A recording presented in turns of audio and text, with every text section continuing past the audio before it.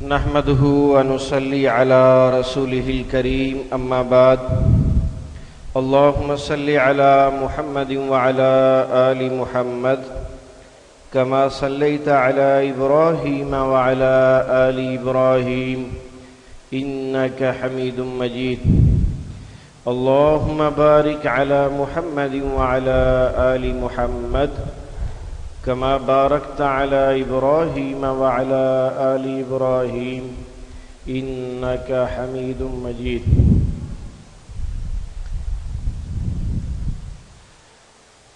آج ہم نے معلم القرآن کا سبق نمبر 7 پڑھنا ہے، اور سبق نمبر 7 سے پہلے سبق نمبر 6 کا خلاصہ دہرا لیں۔ اس میں 5 علامات تھیں، 2 الگ استعمال ہوتی ہیں اور 3 مل کر استعمال ہوتی ہیں۔ ہوا اور ہیا یہ الگ استعمال ہوتی ہیں، اس میں ہوا واحد مذکر کے لیے اور ترجمہ وہ، ہیا واحد مؤنث کے لیے اور ترجمہ وہ۔ اس کے بعد اگر ال آ جائے، ان دونوں کے بعد اگر ال آ جائے تو اس میں تاکید کا مفہوم پیدا ہو جاتا ہے اور ترجمہ ہی یا وہی کیا جاتا ہے، ترجمہ ہی یا وہی کیا جاتا ہے۔ ان شانیک ھو الابتر۔ اس کے بعد اگلی 3 علامات ہیں، ہو اور ہی واحد مذکر کے لیے اور ہا واحد مؤنث کے لیے اور کبھی جمع کے لیے بھی استعمال ہو جاتی ہے۔ اگر یہ تینوں علامتیں اسم کے آخر میں آئیں تو ترجمہ اس کا، اس کی، اس کے، یا اپنا، اپنی، اپنے، اور اگر یہ فعل کے ساتھ آئیں تو ترجمہ اسے یا اس کو کیا جاتا ہے، اور حروف کے ساتھ اس کا ترجمہ اس یا وہ کیا جاتا ہے۔ اب ہم معلم القرآن کا باقاعدہ آغاز کرتے ہیں۔ آج ہم انشاءاللہ اس کا سبق نمبر 7 پڑھیں گے۔ اس میں 2 علامات ہیں اور یہ دونوں علامات اسم فعل حرف تینوں کے آخر میں استعمال ہوتی ہیں، اسم فعل حرف تینوں کے آخر میں استعمال ہوتی ہیں۔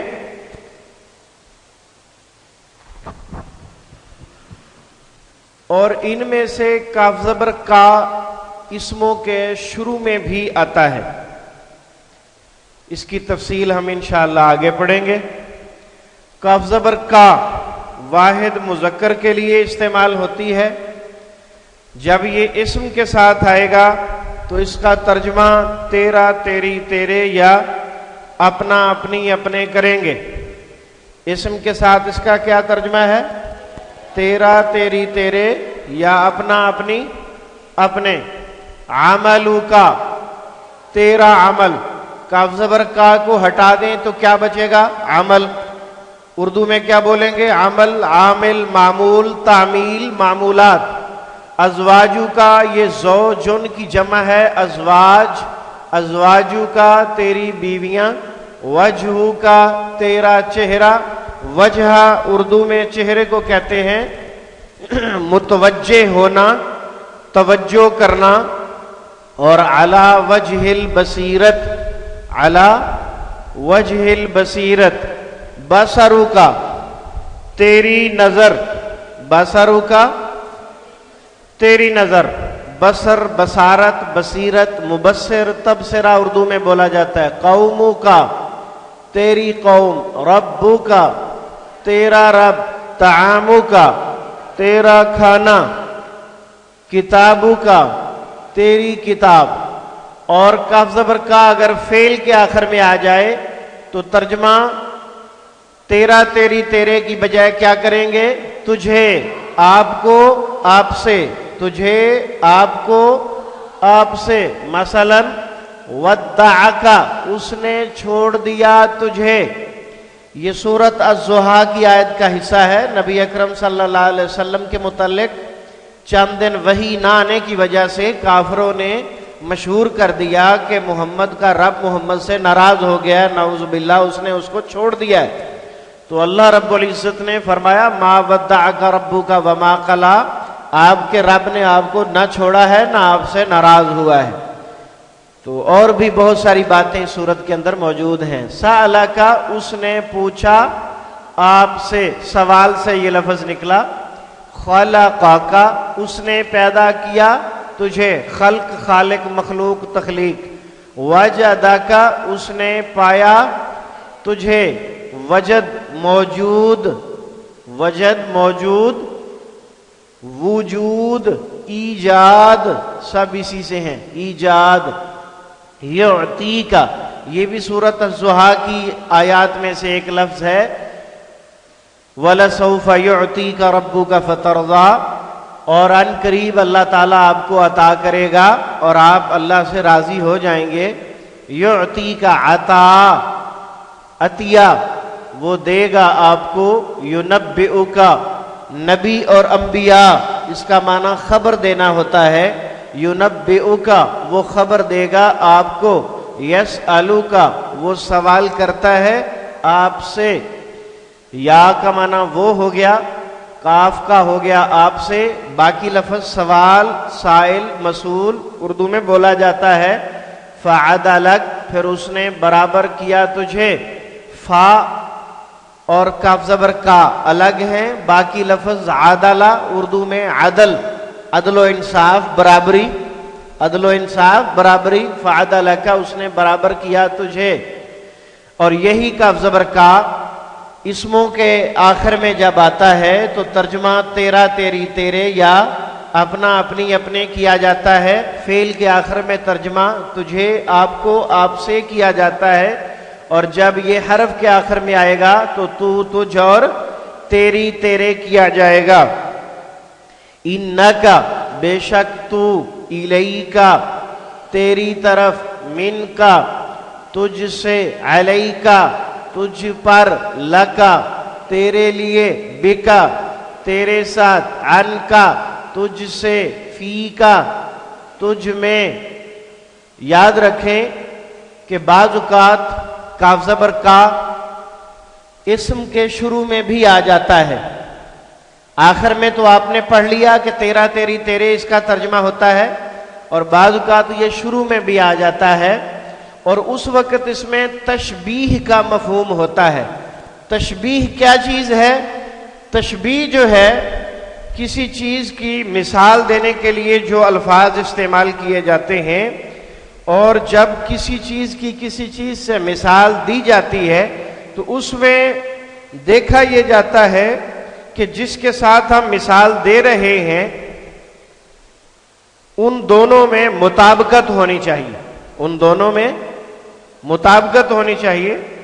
بالکل ایسے جیسے مائیں اپنے بیٹے کی تعریف کرتے ہوئے کہتی ہیں میرا بیٹا تو شیر جیسا ہے.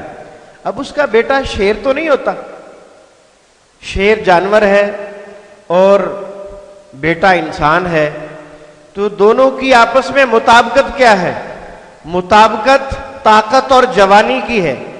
شیر جانوروں میں سے بہت زیادہ طاقتور جانور ہے اور سب سے زیادہ جفاکش ہے. تو اسی لیے ماں اپنے بیٹے کی مثال شیر کے ساتھ دیتی ہے، اس کی شجاعت، اس کی بہادری اور اس کی طاقت اور جوانی کے ساتھ. تو دونوں کے اندر آپس میں نسبت ہوتی ہے. جب اس کا ترجمہ کرتے ہیں تو ترجمہ کرتے ہوئے جیسے، کی طرح، مثل، مانند یہ الفاظ بولے جاتے ہیں. قلقصری انہا ترمی بشرر قلقصر، جہنم کے اندر آگ ہے اور وہ آگ اس قدر بڑی ہے کہ اس کی جو چنگاریاں ہیں، اس کے جو شعلے ہیں وہ بڑے بڑے محلوں جیسے ہیں. اتنی خطرناک ہے، جیسے ایک بہت بڑا محل ہوتا ہے اتنے بڑے بڑے تو اس کی چنگاریاں ہیں.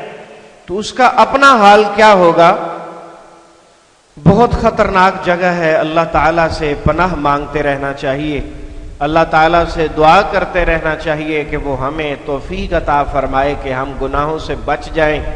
اور اس کام کے لیے بہت بڑا وظیفہ ہے، لا حول ولا قوت الا باللہ۔ یہ جملہ جنت کے خزانوں میں سے ایک خزانہ ہے، اس کو آپ جتنا زیادہ پڑھیں گے نیکی کی توفیق بڑھتی جائے گی، گناہ سے بچنے کی توفیق بھی بڑھتی جائے گی۔ یہ بہت بڑا علمی خزانہ ہے اور ثواب کا خزانہ ہے، اسے نبی علیہ الصلوۃ والسلام نے جنت کا خزانہ کہا ہے، لا حول ولا قوت الا باللہ۔ کل قصری، محل جیسی، جہنم کی چنگاریاں محل جیسی ہیں، کصیب، منافقوں کی مثال سورۃ البقرہ میں رب العزت نے سیب بارش سے دی ہے، نیا لفظ ہے یاد رکھیے گا، سیب بارش، موسلا دھار بارش، ایک عام بارش ہوتی ہے، موسلا دھار بارش ہفتے والے دن ہوئی تھی، آپ کی کلاس بھی نہیں ہو سکی، تو یہ موسلا دھار بارش بہت تیز بارش ہوتی ہے۔ ہاں جی، کا شاجراتن، درخت کی طرح، درخت کی مثل، درخت کی مانند، درخت جیسی، سب الفاظ استعمال کر سکتے ہیں آپ۔ کل عرجون، عرجون شاخ کو کہتے ہیں، یہ بھی نیا لفظ ہے، کل عرجون القدیم، پرانی شاخ کی طرح۔ کا ظلمات، اندھیروں کی طرح۔ ظلمات کس کی جمع ہے؟ ظلمتن کی۔ ظلمتن کسے کہتے ہیں؟ اندھیرے کو۔ کل عہن، رنگین اون، رنگین اون۔ قیامت کے دن پہاڑ جو ہیں وہ دھنی ہوئی رنگین اون کی مانند ہو جائیں گے، یعنی ریزہ ریزہ ہو جائیں گے۔ کل انعام، یہ نعمن کی جمع ہے، انعام، جانوروں کی طرح۔ کل مجرمین، افنجعل المسلمین کل مجرمین، کیا ہم مسلمانوں کو مجرموں کے برابر قرار دے دیں؟ یہ نہیں ہو سکتا، اس لیے کہ مسلمان نے نہایت ایمانت داری سے، دیانت داری سے اللہ اور اس کے رسول کی فرما برداری کی ہے، اور مجرم نے بغاوت کی ہے، یہ دونوں برابر نہیں ہو سکتے۔ افنجعل المسلمین کالمجرمین، ہم مسلمانوں کو مجرموں کی طرح کیسے بنا سکتے ہیں؟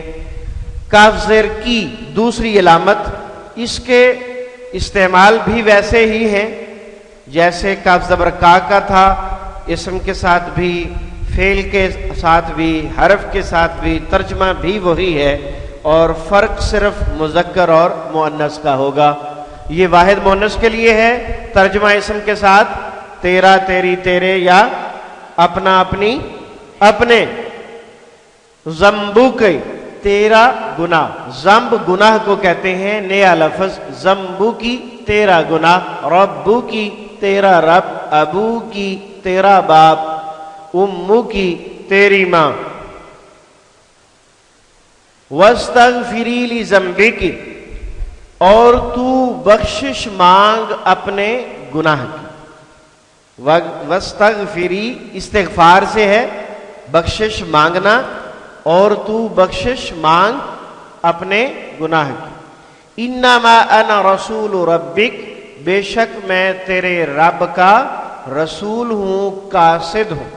وہ فرشتہ جو سیدہ مریم علیہ السلام کے پاس آیا تھا عیسیٰ علیہ السلام عطا کرنے کے لیے بغیر باپ کے، یہ اس نے الفاظ کہے تھے۔ کاف زیر کی فعل کے آخر میں آئے گا تو وہی ترجمہ جو کاف زبر کا تھا۔ یا مریم ان اللہ اصطفاک وطہرک، اے مریم بے شک اللہ نے تجھے چن لیا ہے اور تجھے پاک کیا ہے۔ کاف زیر کی حرفوں کے ساتھ تو، تجھ، تیری، مثلا علی کی تجھ پر، ان کی بے شک تو، الی کی تیری طرف، اور سبق آپ کا مکمل ہو گیا۔ آج کے سبق کے خلاصے میں آپ سمجھ لیں، کاف زبر کا واحد مذکر کے لیے، کاف زیر کی واحد مؤنث کے لیے، اور دونوں کا ترجمہ اسم کے ساتھ تیرا تیری تیرے یا اپنا اپنی اپنے فعل کے ساتھ، تجھے آپ کو آپ سے، اور حرف کے ساتھ تو تجھ تیری. اور جب کاف زبر کا اسم کے شروع میں ہو تو پھر مفہوم کس چیز کا ہوتا ہے؟ تشبیہ کا. کیا مفہوم ہوتا ہے؟ تشبیہ. تشبیہ مشابہت سے نکلا ہے، ملتا جلتا ہونا. تو اس کا ترجمہ کیا کریں گے؟ مثل، مانند، کی طرح، جیسے، وغیرہ. الحمدللہ سبق نمبر 7 مکمل ہوا. سبحانک اللہم و بحمدک، اشہد ان لا الہ الا انت، استغفرک و اتوب الیک. وآخر دعوانا ان الحمدللہ رب العالمین.